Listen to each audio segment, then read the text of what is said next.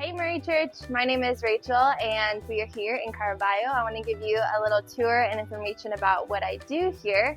My main role here at the school in Caraballo is to be a special education teacher. And if you know about special education in different countries, there are not a lot of special education services for people who have disabilities or who have different learning needs. And so that's why the work that we're doing here is so important. So come on, let's give you a little tour of my classroom.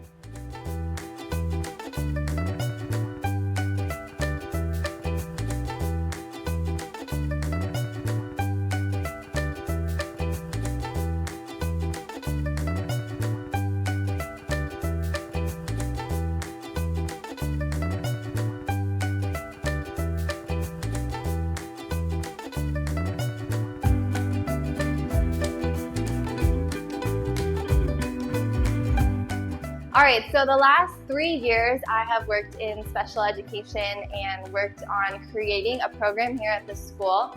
And this year is our first year ever having a special education classroom. It's the first special education classroom in the community, and it's the first time that students like this can come to a school and have their services and their needs be met. So that's why this is so important, and we're so excited for all that the Lord is doing here and all the ways that He has made something like this even possible. So I'm going to show you a little bit about what the classroom is like. This is a little bit of my area where I kind of do my work and I do different lesson plans, but I also work on things for child sponsorship or different things in the ministry that I need to get done. Over here you'll see also that I have our younger kids area. So a lot of times when the kids come in, I'll have some sort of activity out for them, and that way they'll be able to come in and know exactly where their seat is. They can come to their seat, sit down, and get to work. Usually after they're done doing their activity, I'll ask the kids, how are you feeling today? And we'll do a little check-in, and they'll show me on the chart, how are they feeling? Are they feeling happy, angry, or sad? As you can see, this is the older kids area. We have a bigger table, and all of this kind of wood furniture was donated. A lot of sponsors like you guys have supported and offered to the ministry, and so the idea is that this furniture can then stay with the special education program as we move into a bigger classroom one day. That way the program already has all of its furniture, it's all set up and ready to go. In this older kids area, I usually get kids that are anywhere from 3rd grade and up. And usually when they come in, I'll do the same thing. I'll ask them how they're feeling today. Theirs is obviously a little bit more complex. They can pick from if they're happy, if they're calm, if they're sad, if they're tired, or if they're angry. And then afterwards, we like to do a couple of breathing exercises to get ourselves ready for the classroom. So our kids can choose from either the drain, the star, the pretzel, or the balloon, and all of those look like different breathing exercises. So if a student chooses the balloon, which is a really popular one, we'll do 2 breathing exercises. We'll go like this, and we'll do the star looks like this, the drain looks like this, and the pretzel looks like this. So I want to show you a little bit about what's inside of my cabinet, my special cabinet. It looks a little bit crazy, but we do have lots of things in here that are for learning. So we've got games, we've got toys, we've got different things that we can use for movement and physical education, such as these little balance pod things, balance bubbles. We've got counting blocks, we've got stuffed animals, and we've got sensory bins, and we even have these really cool skateboards that go on the ground. They kind of wiggle. You can see a little bit, and you stand on them and you do a little bit of balance things, or you can even turn around. And all of our students can use these items to be able to meet all of their learning needs or their movement needs or their sensory needs. This is kind of the last area of our special education classroom. As you can see, this is the really fun area. We have some different sensory things and we have some different games. So usually after our kids are done doing their routines and doing their learning activities and whatever things that they have to get done for the day, then I give them about 10 minutes to be able to play.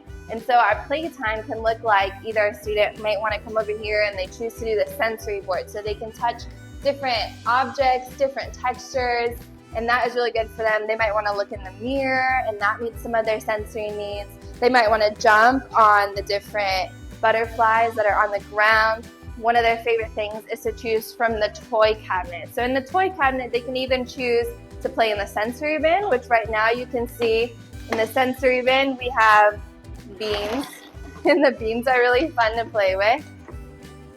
The student can either choose to pick out a toy from the toy cabinet. We have lots of things that have been donated to us as well that they can choose from. Or something that they also really love to play with is from the fidget box. So they can choose a fidget, or they can just play with the whole box too. And in their time of learning and playing, it's really important for them to be able to learn how to do cooperation skills and collaboration, and to share with their peers. I actually had 2 students this year from the community, and these students were so special. I was praying for them for years and years to be able to receive some sort of help from the community, or some sort of opportunity for them to be able to be here in the school. And these students were able to receive classes all school year, and it was their first time in school, which is so exciting. One is 13 years old. She has Down syndrome. The other one is 11 years old, and she had never been to school. Can you imagine going to school for the first time at 11 years old? And so with the help of the Lord and the ministry, Kids Alive, and the school and different people from the community, we were able to give these 2 students class time this year for the first time, and it was just so beneficial and so lovely to see the ways that these students were able to grow in their social abilities, in their collaboration abilities, even in their academics and in their learning. And I'm just so looking forward to the ways that the Lord is going to continue to move in their lives, and the ways that we will be able to continue to serve them and give them different help and support as we continue on in the future. All right, thank you guys so much for your time touring my classroom. Now we're going to go talk with the psychologist who I work closely with. Hi, I'm the psychologist. This is Alfonsina. She and I work closely together, and she's a psychologist here in Carabao. So we're going to ask her a couple of questions. ¿Qué es tu parte favorita de trabajar con niños especiales aquí en Carabao? Mi parte preferida es el poder ver el cambio positivo, a la vez el trabajo que se puede realizar, dándole ese apoyo que ellos necesitan. La diferencia se puede notar en lo que es su conducta o el progreso que pueden tener. ¿Tú has visto a un niño que ha tenido un cambio grande o un cambio pequeño también que te ha inspirado?